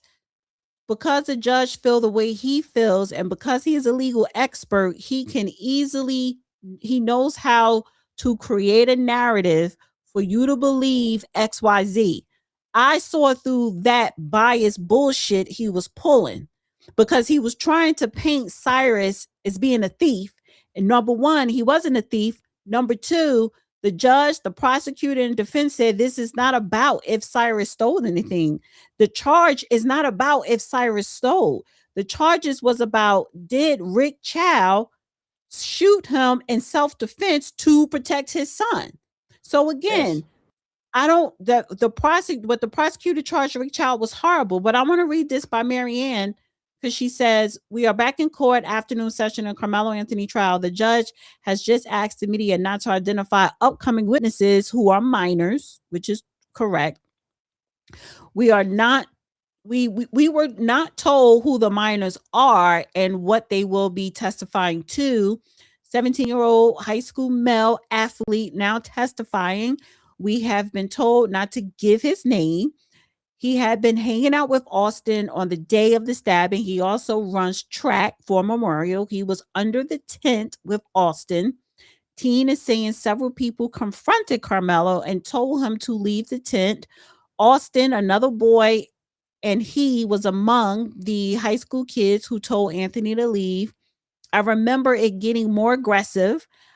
I remember Karmelo refused to leave, and Austin asked him to leave. Anthony said, touch me and find out.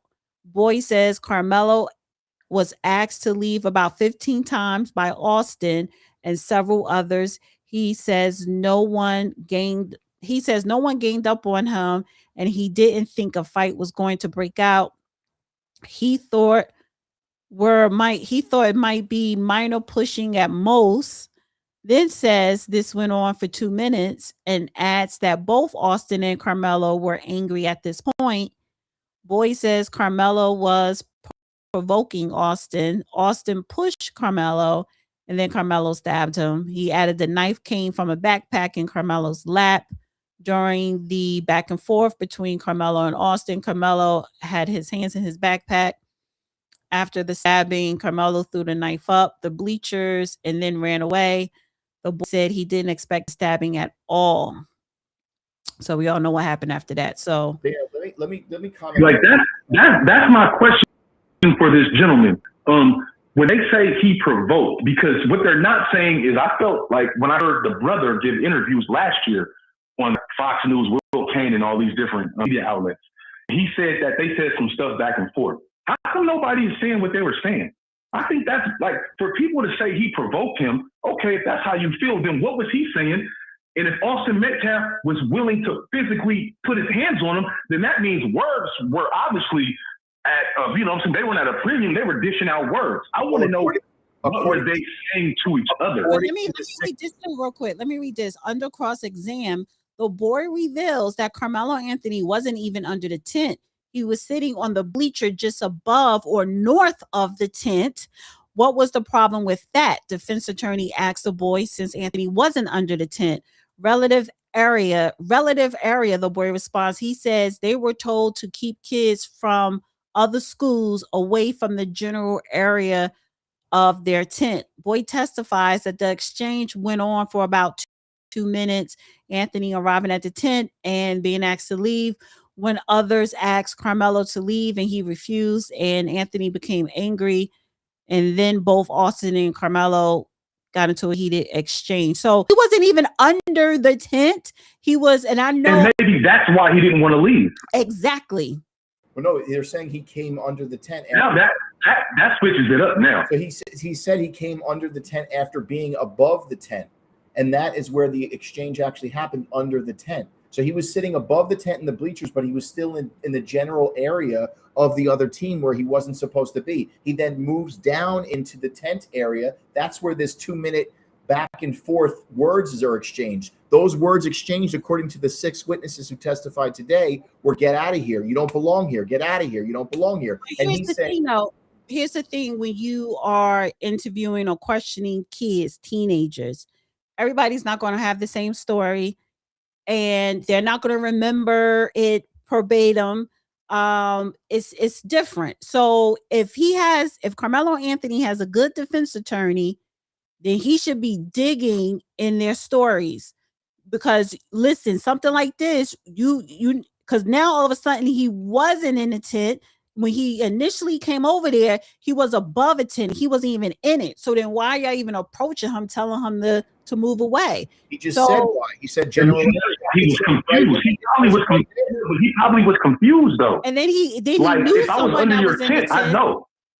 So I don't. He said he thought he knew somebody. So caller, you get the last word. I need to get to another caller. So you get the last Okay. word. If he wasn't underneath, like, we knew that they asked him to leave. That's not really a big deal to me because he probably feels like, who are you? You have no authority, right? If he started off above the tent, then I could really see him say, I'm not even under your tent. Like, what's the big deal? Then he goes under the tent, maybe to say, look, now I'm under the tent if you really got a problem with me. I'm saying if they would have charged him with manslaughter, I could agree with that. Premeditated first degree, and people are saying he baited him or he provoked him. I want to know, how did he provoke him? What were the words that were saying? Because to me, that matters. If one was being threatened, if there was profanity, name calling back and forth, those were things where I could look at it and say, okay, you wanted to get a reaction out of him. Or he was saying, I'm bigger than you, I'll crush you, you're small, however they were going back and forth. I really want to know what were the words being said, because that is going to lay down the energy of, like, you know, like it was kind of charged up. And words escalate things very quickly. So that's what I kind of want to know. What was being said under the tent, as opposed to just saying like, oh, he provoked them. Like, he provoked them how? The provocation words are touch me and see what happens. That's like a challenge. Like, yeah, bitch, touch me and see what happens. I'll show you. That was basically that led up to that. Yeah, but see, but again, did he say, I'll force you out? I'll move you out? Right, again, but he said, get out of here. That's not premeditated. I'm sorry, because you don't understand what premeditation is. No, because if somebody is about to approach you and you do have a weapon, you need to warn them, yeah, get away, or something is going to happen to you. He said that. He said, touch me and see what happens. All right, then. That's part of self-defense as well. You want to bet? We could bet on it. So thank you, caller, for calling in. I need to bring in this last caller here. Oh, thank you, Dana. Thank you. Thanks, bro. Have a good weekend. Hello? Oh, is this 626? That's me. How are you? Good. How are you? I'm fine. I just want to make a comment. There was some testimony about the Coach Starr's comments that Karmelo wasn't supposed to be there and wasn't on a team. That's all false. So I don't know who's bringing those statements into the ordeal here, but that's not true. The coach did not testify that he did not want Austin Metcalf there.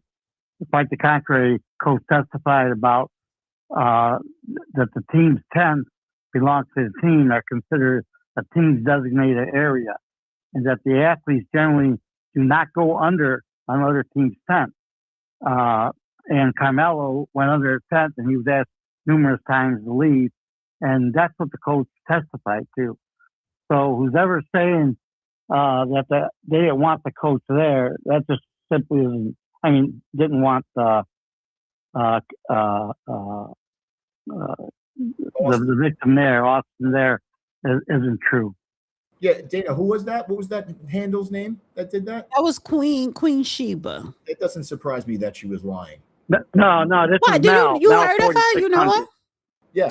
She was at the Diddy trial. Yeah, I watch I don't trust any of these people. They're all operators that are looking to just go viral. I don't trust a word that comes. I wouldn't trust them with a Starbucks order. So then why do you trust Sarah, but you don't trust Queen Sheba?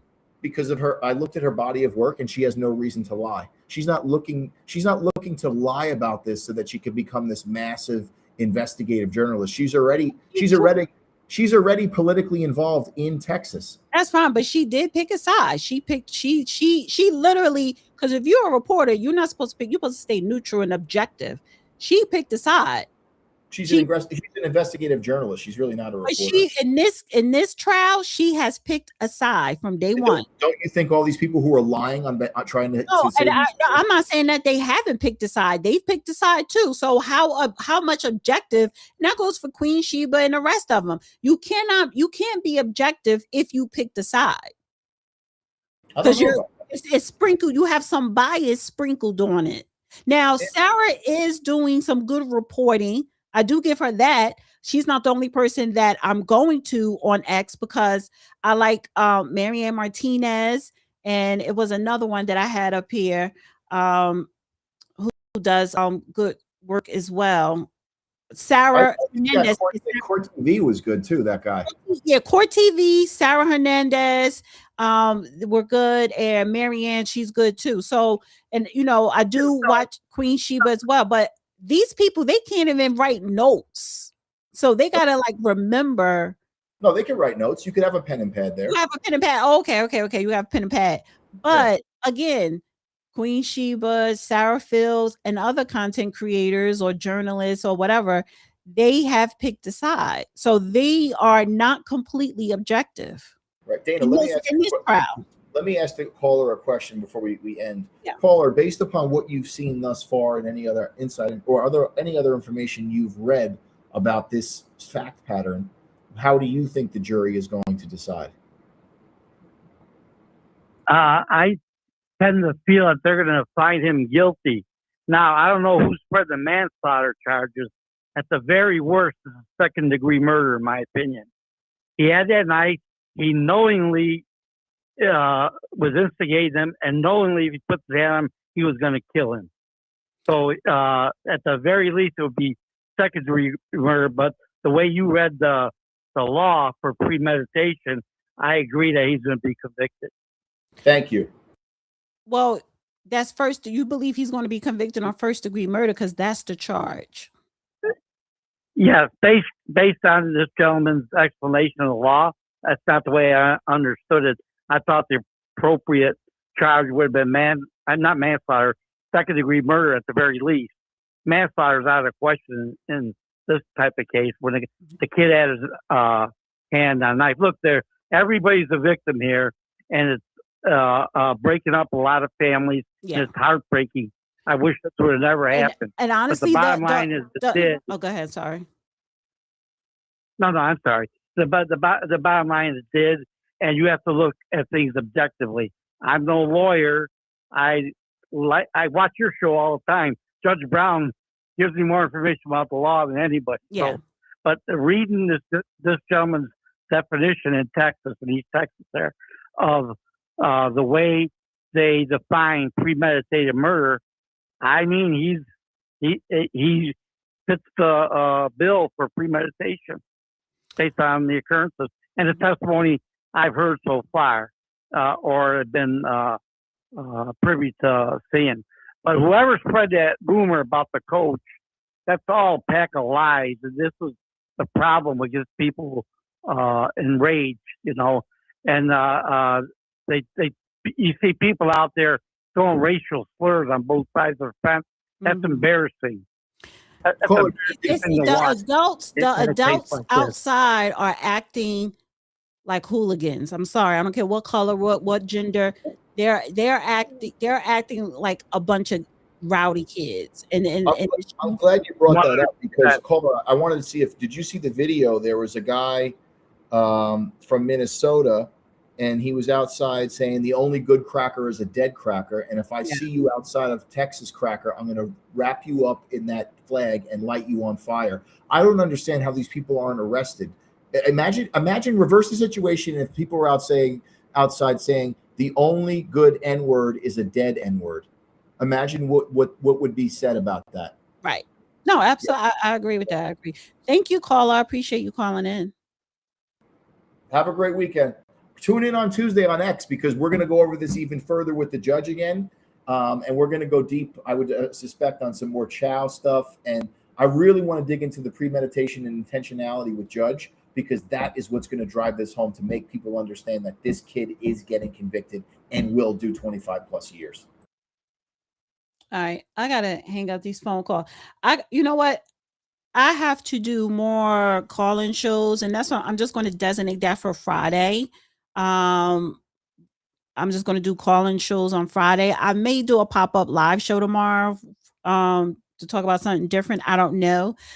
But so yeah, but they do have they have trial. It says trial is expected to continue Saturday, June 6th. Most criminal trials calls on the weekend, but State District Judge John Roach Jr. explicitly noted ahead of time that proceedings for the Karmelo Anthony trial would include Saturdays to keep the high-profile case more efficient. Yeah, he like, no, y'all get one day off because he don't got time for the bullshit. He does not. He don't have time for it. He wants this case to be done, but he wanted to be thorough, and he doesn't want it to be a clown show because I'm sorry, that Diddy case was a clown show. It was a complete clown show. Real quick, I want to. That judge was terrible, Judge Subramanian. I was there, so I know what it was like. Right, but even outside and inside, it was a clown show. Thank you, Bernard. Again, he said it shouldn't be about race, but now that it is, moral support for Karmelo is important. He's the face of young brothers making mistakes. I agree with that, but there shall also be, and I don't care what color, what background, what religion, you need to also pause for reflection of a kid whose life was lost. See, these are two young kids. Black boys are preyed upon when it comes to the criminal justice system. So yes, he does need support. He does need support. But to be outside saying crack it is and white people yelling back, all that, no. But he does need support, whether he goes to prison or not, because there's a possibility he may go to prison. Well, he will, and he'll change his life. And I'm not going to say, oh, you should go because you killed some. I don't think he meant for him to die. He probably thought that he wouldn't. But that's the stupidity of making the dumb decision without thinking it through. And that's go ahead. Before we jump off, I just want to go back to Chow, and I thought that was the correct decision because the testimony from Chow's son Andy was that the pistol was taken out and drawn upon him, and he shouted he's got a gun, and Mr. Chow then shouted drop the gun, and he didn't, and he fired one shot and he rendered aid to him. And so the moral of the story there is not about stealing. You're right. It's about don't pull a firearm on somebody and expect them not to bust back. Yeah, his son died. His son lied because he was shot in the back. How can you pull a gun on someone and be shot in the back? The bullet entered the side of the back on the right side and pierced the heart diagonally. That's how it works. And we could ask Judge about it again on Tuesday.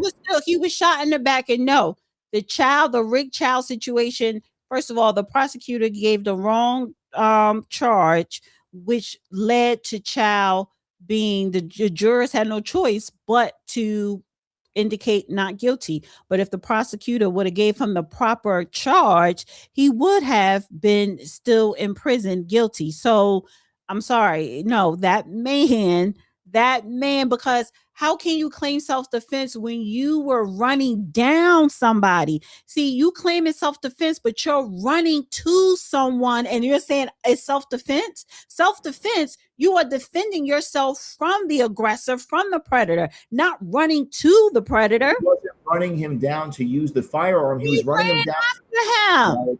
He wasn't running him down to use the firearm. He was running him he down. He ran out his door to his son. The son ran out. What I can speak uninterrupted. Go ahead. He wasn't running him down because he wanted to shoot him. He was running him down to investigate the reasonable suspicion he had that he stole something from the store. That was the rundown. Now, anything. Let me explain. I ain't seen that. Why didn't he just stop and say, "What are you running after me for?" Fine, but the fact is that does not give you an excuse to shoot someone. Why are you shooting someone? Why are you running? The jury says it does. And that wasn't even on the table. That had nothing to do with it, because if that was the case, then you could put on the table, why didn't you as an owner call the police? You have cameras. They can easily find out who that boy is and go to his house and arrest him. So why didn't you call the authorities? The judge spoke about this Tuesday night. People are fatigued. They're tired. I don't give a shit what that's true too, but I don't give a shit. And I said that, but I don't give a shit what the judge said on Tuesday. The judge said a lot about the Rick Chow that I'm calling bullshit. Now, everything else where he was talking about with the Karmelo Anthony and everything else and how jurors, he broke down the process of being a juror. I understand that. But his personal opinion on the Rick Chow is so fucking biased. So please start bringing up what the judge said about Rick Chow, because it's biased outside of him explaining how the jury, process plays out. Well, we'll have to leave it I here. don't want to talk about Rich Out because that's going to make me hot. We'll leave it here and we'll revisit it Tuesday night. I'm going to get ready to go because I need to have a drink. And you watching the game? Are you in New York? Or no, you're not in New York. I'm in Jersey, yeah. So are you going to see any of the watch parties? Probably. I'm going to go. Are you going to any of the World Cup games? I don't like any of that. I hate soccer. I love it. I love the but you're not going to none of the watch parties for the Knicks? I'll probably just bounce around locally. But I will see you. He says my wife and I donated $17,000 since his arrest. I hope all of you donate. It makes 0 cents charge the bill as well as over $1 million of Kamala. Okay. Damn, you and your wife, y'all must got bank. Can you donate to my channel? Polite Jay. If you do a pop-up space tomorrow, let me know because I would love to join that. Yeah, because I want to talk about Black women, honey. We about to boycott them Asian stores. Yes. As it's you should. Popping. Yes. So that'll probably be Saturday night. Thank you, Petey. Appreciate you coming on. I'll keep you posted about tomorrow. Let me know. Have a great night. All right, you too. Honey, that's Peter from X. He's always getting kicked out of the black spaces. All right, guys, listen. First of all, thank you to everybody that donated. I love you the most. Thank you, thank you, thank you. And like I said, every Friday, I'm going to be doing a live call-in show. And I may do a pop-up show Saturday night. It depends. So, yeah, thank you guys for tuning in. Thank you to everybody that called in. Thank you so much. Appreciate you. Great callers. Everybody in that chat. Have a wonderful weekend. Stay safe. Stay blessed.